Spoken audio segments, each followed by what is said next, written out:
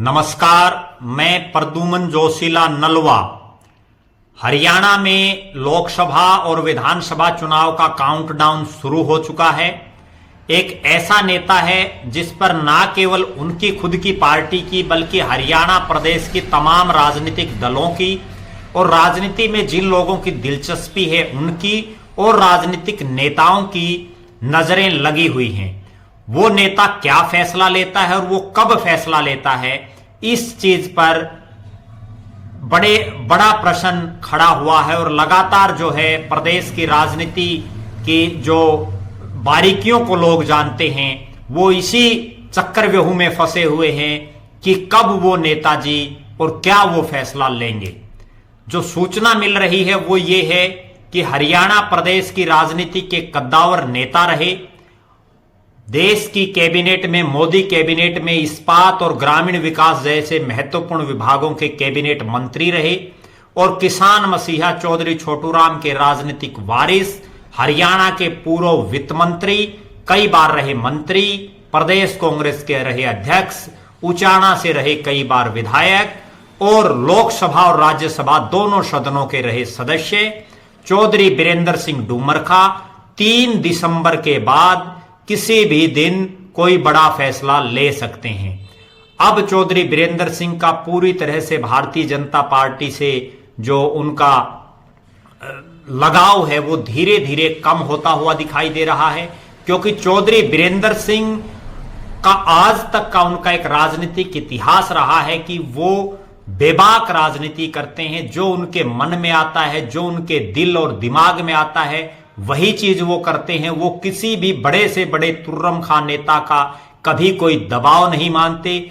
वो पिछले लगभग 2 सालों से हरियाणा प्रदेश के मुख्यमंत्री मनोहर लाल जी खट्टर साहब को और भारतीय जनता पार्टी के शीर्ष नेताओं को बार बार इस तरह की सलाह देते रहते हैं, सार्वजनिक रूप से भी और उन नेताओं से मिलकर के भी, कि अगर 2024 में आपको हरियाणा में सरकार बनानी है, आपको हरियाणा और केंद्र में दोबारा से जो है हरियाणा का चुनाव जीतना है, तो उसके लिए मैं जिस ढंग से कह रहा हूं, मेरा 52-53 साल का राजनीतिक अनुभव है, आप कुछ मेरी भी मानो और उस हिसाब से चलो। लेकिन बीजेपी आलाकमान, बीजेपी का नेतृत्व, प्रदेश के मुख्यमंत्री मनोहर लाल जी अभी आंखें मूंदे हुए हैं, उनकी बातें नहीं ना देख पा रहे हैं ना सुन पा रहे हैं।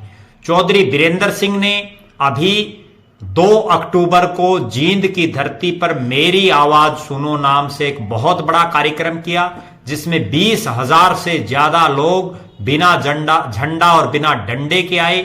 ना वहां कोई बीजेपी का पोस्टर था, वहां अगर कोई पोस्टर थे तो वो सिर्फ शहीद आजम भगत सिंह, बाबा साहब भीमराव अंबेडकर, किसान मसीहा सर छोटूराम या चौधरी बीरेंद्र सिंह के। और उस कार्यक्रम में चौधरी बीरेंद्र सिंह की धर्मपत्नी, बीजेपी की नेत्री, उचाना से बीजेपी की विधायक रही श्रीमती प्रेमलता और हिसार से बीजेपी के वर्तमान सांसद ब्रिजेंद्र सिंह भी वहां मौजूद थे मंच पर। उस दिन चौधरी बीरेंद्र सिंह ने यह कहा था कि अगर जेजेपी के साथ समझौता बीजेपी रखती है तो वो अपनी अलग राह देखने को मजबूर हो जाएंगे, अलग राह उनको अपनानी पड़ेगी। अब उस रैली को भी लगभग 1.5 महीना बीत चुका है। लगभग 45 दिन बीत जाने के बाद भी भारतीय जनता पार्टी कोई फैसला नहीं ले पाई। अब ऐसा लग रहा है कि 3 दिसंबर तक पार्टी आलाकमान 5 राज्यों के चुनाव में व्यस्त है और 3 दिसंबर वो तारीख है जो 2024 के लोकसभा चुनाव में नरेंद्र मोदी और जो इंडिया गठबंधन है उसका क्या होगा उसका फैसला भी कर देगा। 3 दिसंबर पर ना केवल चौधरी बीरेंद्र सिंह की बल्कि हरियाणा प्रदेश की राजनीति में जो 50 से 100 नेता ऐसे हैं जो हर 5-10 साल में पार्टियां बदलते रहते हैं, उन नेताओं की निगाहें लगी हुई हैं। इन 5 राज्यों में मुख्य रूप से जो फोकस है वो फोकस 3 राज्य जो हैं छत्तीसगढ़, मध्य प्रदेश और राजस्थान, इन तीनों जगह कांग्रेस आती है या 3 में से 1 या 2 जगह बीजेपी भी आ जाती है। इसी चीज पर सारा दारोमदार है और विशेषकर हरियाणा की राजनीति का एक बड़ा हिस्सा, चूंकि हरियाणा का राजस्थान से टच करता है, डबुवाड़ी से लेकर के और जो है गुड़गांवा तक राजस्थान से पूरी बेल्ट लगती है, यहां राजस्थान का ज्यादा असर पड़ेगा।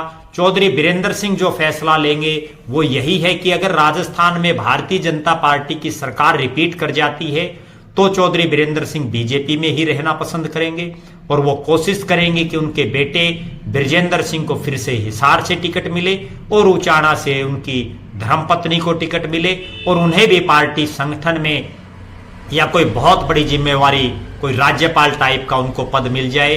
तो इस तरह की उनकी कोशिशें रहेंगी। दूसरी बात यह है कि अगर राजस्थान में बीजेपी की जगह कांग्रेस रिपीट कर जाती है तो ऐसा लग रहा है कि चौधरी बीरेंद्र सिंह कांग्रेस में जा सकते हैं, क्योंकि कांग्रेस के नेताओं के साथ आज भी उनके प्रगाढ़ संबंध हैं।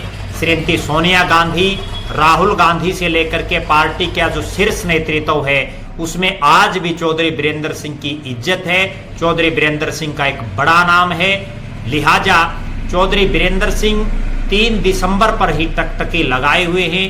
3 दिसंबर के बाद वो एक ऐसा फैसला लेंगे जिस पर ना केवल बीजेपी, कांग्रेस, जेजेपी, इनेलो, आम आदमी पार्टी बल्कि हरियाणा के आम जो जनता है उसकी भी नजरें हैं। चौधरी बीरेंद्र सिंह बार बार मुख्यमंत्री मनोहर लाल जी से भी मिल चुके हैं। उन्होंने सार्वजनिक रूप से जब नायब सिंह सैनी नए प्रदेश अध्यक्ष बने, जींद में जब उनका कार्यक्रम था सम्मान समारोह, उसमें भी उन्होंने स्पष्ट रूप से कहा था कि अगर कुछ करना है तो इस जेजेपी से पिंड छुड़ा लो, वरना आप ज्यादा पछताओगे, 20 सीटें भी आपकी नहीं आएंगी। इसके अलावा भी चौधरी बीरेंद्र सिंह बीजेपी के जो केंद्रीय नेता हैं उनसे भी कई बार मिल चुके हैं। अब वो समय आ गया है क्योंकि उन्हें अपने बेटे का राजनीतिक भविष्य भी देखना है। सबसे बड़ी समस्या चौधरी बीरेंद्र सिंह के सामने ये है कि अगर जेजेपी के साथ समझौता टूट भी जाए तो भी उचाना विधानसभा क्षेत्र जो टोटली जाट बाहुल्य हल्का है, वहां के लोग बीजेपी से, मनोहर लाल खट्टर से भी उतने ज्यादा खुश नहीं हैं। अब वो आने वाला समय बताएगा कि उचाना और हिसार की में अपनी राजनीतिक जड़ों को दोबारा से और ज्यादा मजबूती से जमाने के लिए चौधरी बीरेंद्र सिंह 3 तारीख के बाद क्या फैसला लेते हैं, नजरें इसी पर बनी रहेंगी। आप लगातार हमारे साथ बने रहें। हमारे फेसबुक पेज को लाइक और फॉलो करें, यूट्यूब पर चैनल को सब्सक्राइब करें, बेल आइकन घंटी का बटन अवश्य दबाएं, वीडियो को ज्यादा से ज्यादा शेयर करें, अपने कमेंट्स अवश्य लिखें। बहुत बहुत धन्यवाद। आपका अपना प्रद्युमन जोशीला नलवा।